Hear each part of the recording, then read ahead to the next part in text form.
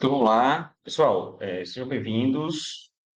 Iniciando mais uma etapa, né, do nosso curso de Química Inorgânica 2, aqui a finalização da unidade 3 esse resumo de aula de hoje, né, que versa aí sobre os compostos organometálicos, né? Então, é um tema muito importante, não é muito comum os cursos, essas noções de compostos organometálicos, elas não são vistas, né, em cursos de nível médio e em cursos de nível superior, são vistas de uma forma muito resumida, né? Por conta da complexidade, né, ah, desse estudo, não por conta da importância, porque a importância é muito grande, né? Os compostos organometálicos, né, que têm a participação da química orgânica, né, com a química inorgânica, exclusivamente os compostos orgânicos com elementos metálicos, seja dos representativos, bloco S, né, um S, dois S, S1, S2, ou os de metais de transição, né? O DI e bloco F.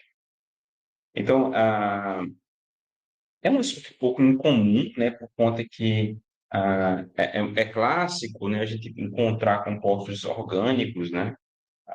De carbono ligado com oxigênio, né? Hidrogênio, hidrogênio, né? Que são os hidrocarbonetos, são os mais comuns, né? Fósforo, né? De modo geral, compostos de elementos não metálicos, né? São os não metais e alguns metalóides. Com metais, não é muito comum, né? Até que na química orgânica a gente encontra, né, compostos de grinar, né? Que tem ah, uma cadeia orgânica ligada com magnésio, né? E alguns outros elementos, alguns compostos, né? Os sais, né? De ácidos carboxílicos, né? Então, para compostos orgânicos com uma fração inorgânica de um metal, né, representativo, né, do bloco principal, o bloco S, é mais comum, mas para elementos de transição não é tão comum, mas eles apresentam um significado muito grande, né, em todos os ramos, né, seja na indústria de transformação, para a fabricação de compostos de química fina, como fármacos, cosméticos, né, compostos de alto valor agregado, petroquímicos, né? E essas substâncias funcionam como catalisadores, ou então na química medicinal, né? Seja química medicinal a partir de compostos oriundos de produtos naturais ou de compostos sintéticos. Então, você tem todo um ecossistema, né? Que esses compostos estão presentes, estão envolvidos e que tem um significado muito grande para a sociedade, tá? Então, não é tão comum a gente encontrar o carbono ligado com o metal, né? Então, mas isso existe, né? Obviamente, existe por conta da característica dos metais, geralmente de transição, né? Que são os mais comuns, de haver o desdobramento do orbital D, né? A expansão do orbital D para acomodar elétrons, né? Que podem vir de outros elementos químicos como base de lítio. Então, isso acontece muito bem, tá? E formam muitos compostos. Como a gente já viu lá nos compostos de coordenação, né, que ali o composto de coordenação é um grande grupo, que dentro desse grupo, né, estão envolvidos os organometálicos, tá? Então, os compostos de coordenação é o grupo principal, e dentro dele tem uma parte que são os organometálicos, que nesse sim tem a participação de ligantes com carbono, mas não são todos. São ligantes que contêm carbono, mas que a ligação entre o ligante e o átomo central é a partir do carbono, tá? Guardem isso, tudo bem? Então, basicamente, né, eu vou apresentar para vocês esses compostos, né, e falar um pouco sobre como é que é a estabilidade deles. E quando eu falo de estabilidade, eu estou falando de ligação química, né? Os compostos químicos, eles adquirem estabilidade química a partir da formação de ligação entre os seus átomos constituintes, tá? Vou falar, apresentar o que são esses compostos, um pouquinho sobre aplicações e mostrar como é que eles adquirem a tal estabilidade, né, nesse conceito de compostos, de coordenação, especificamente aqui os organometálicos. E aí, isso é notícia, né, em grandes meios de publicação científica, né? Os compostos organometálicos, eles ganharam assim uma força muito grande, né? a partir da descoberta, da elucidação e da fabricação de alguns equipamentos, a descoberta de técnicas analíticas, né, e a fabricação, né, a manufatura de equipamentos, né, produção de equipamentos que pudessem identificar esses compostos, fazer uma caracterização, né.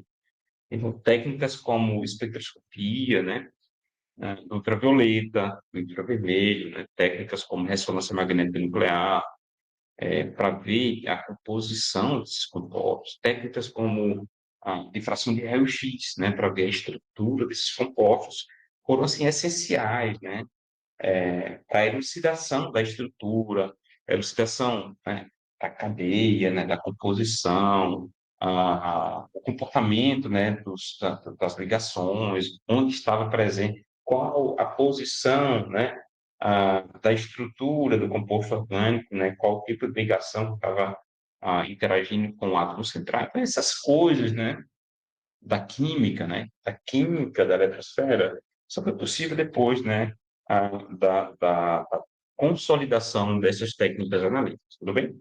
E aí, assim, os meios sempre revelam muitos aspectos desses compostos, tem periódicos renomados, né, de grande relevância, como esse periódico que eu apresento aqui, né, que é o periódico específico de organomecânica, né, que publica artigos científicos, assim, belíssimos, né, da síntese de compostos organometálicos, da caracterização, da elucidação, da resolução da estrutura, né? Mostra realmente como é que eles existem e para que eles servem, né? Então, tem vários materiais disponíveis nesses periódicos. E são vários outros, né? Eu trouxe só um exemplo aqui, tá?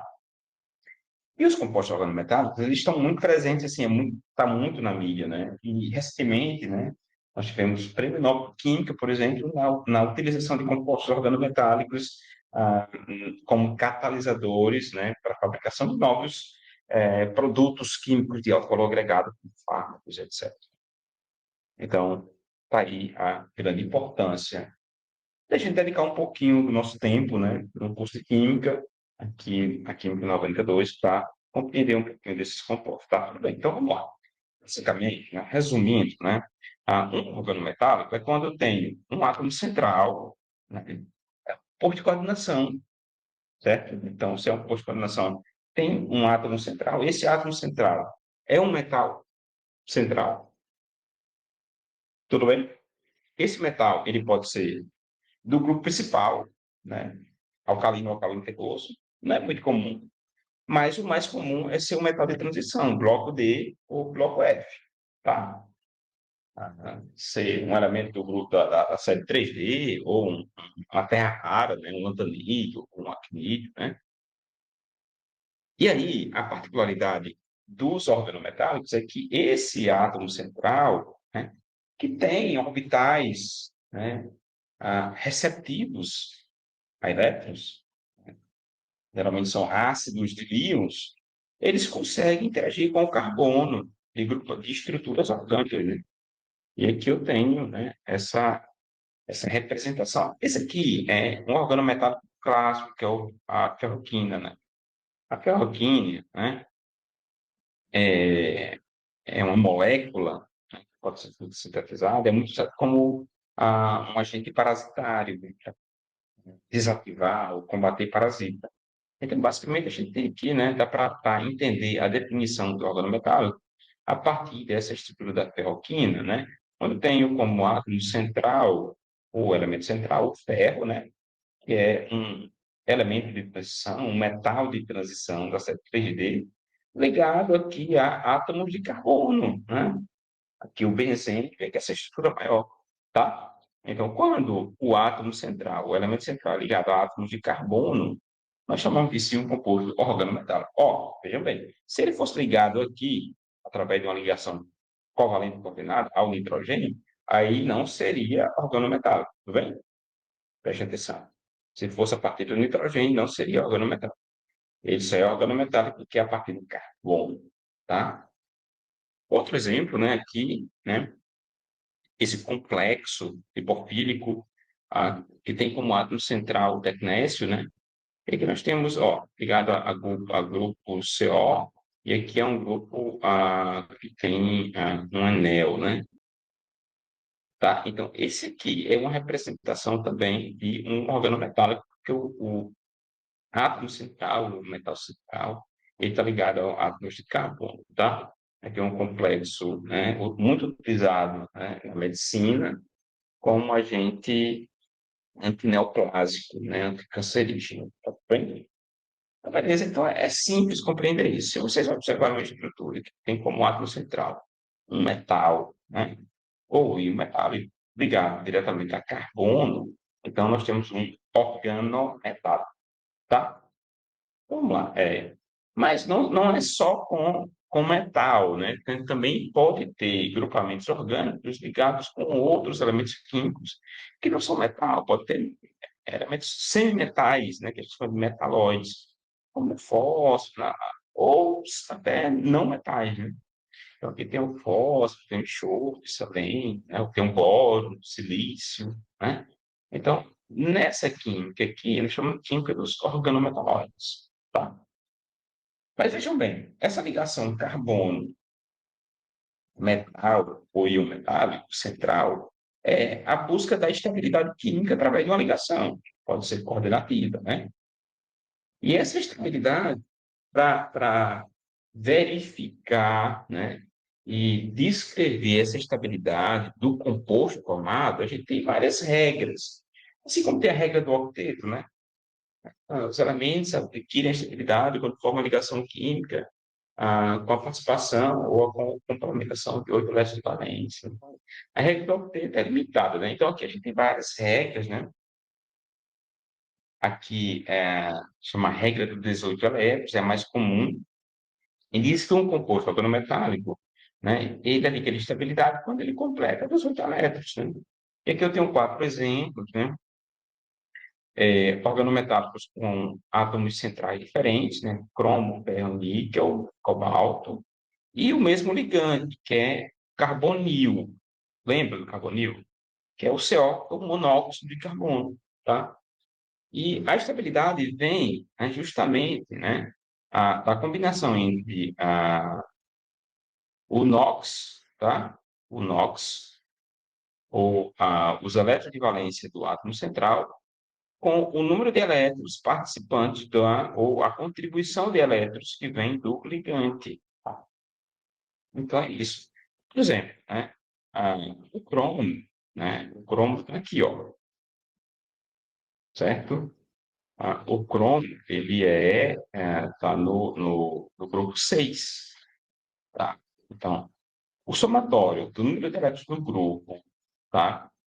Com, com a, o número de elétrons o número de elétrons que esse grupamento pode adicionar, esse ligante pode fornecer, contribuir, vezes o número de vezes do ligante, tem que ser igual a 18. Então, aqui vamos por exemplo do cromo, né? O cromo, grupo 6, né? Grupo 6, número de elétrons do cromo. Tem 6 elétrons de valência aqui, né? Você pode participar com 6 elétrons. Mais 2 vezes 6, né? Eu tenho 2 elétrons contribuindo com esse ligante, né? Eu tenho um número de coordenação 6, eu tenho 6 ligantes. Então, 2 vezes 6, 12, mais 6, 18. Tudo bem? O ferro, né? O ferro já é do grupo 8. Então, 8 mais 2 vezes 5, né? Eu tenho participação de 2 elétrons desse ligante, bom, mas eu tenho 5 ligantes, então 2 vezes 5. 2 vezes 5, 10, mais 8, 18. Então, a mesma coisa para o níquel, né? O níquel que é tipo 10, né? Então, 10 mais. Eu tenho 4 ligantes, cada ligante com 2, 4 vezes 2, 8, mais 10, 18. Tá? E aqui, cobalto é grupo 9, 9, né? Então, 9, né? Eu tenho 4 ligantes, né? Então, 2 vezes 4, 8, né? Mas eu tenho ligantes nas duas, eu tenho 2 elementos aqui de cobalto, né? Então, 2 vezes 4, 8, né? 8 mais 1, 9, 9 mais 9, 18, né? Esse 1 aqui vem porque eu tenho duas extremidades, tudo bem? Então, é basicamente isso, né? É uma das regras que mostra que, né? Na maioria dos compostos organometálicos, o método de transição tende a adquirir a configuração de um gás nobre, ou seja, com 18 elétrons, aceitando elétrons do ligante para completar 18 elétrons de valência, né? Ou seja, ele fica como um N-1D10, NS2, NP6. Então, tá aqui 18 elétrons de valência, tá?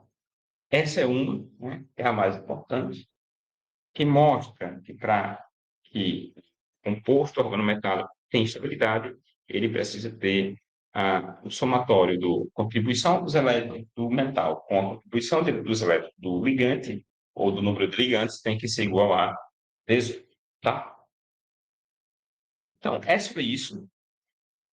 Desejo que vocês façam uma boa leitura sobre o material disponibilizado, é um material resumido, tá? Tem um material em PDF, tem esse material conceitual no fascículo, e tem os livros, né, que estão à disposição de vocês na biblioteca, né, e vocês podem fazer uma leitura, né, e os artigos, né, a atividade que eu passei para vocês. Então, bons estudos e até a próxima aula.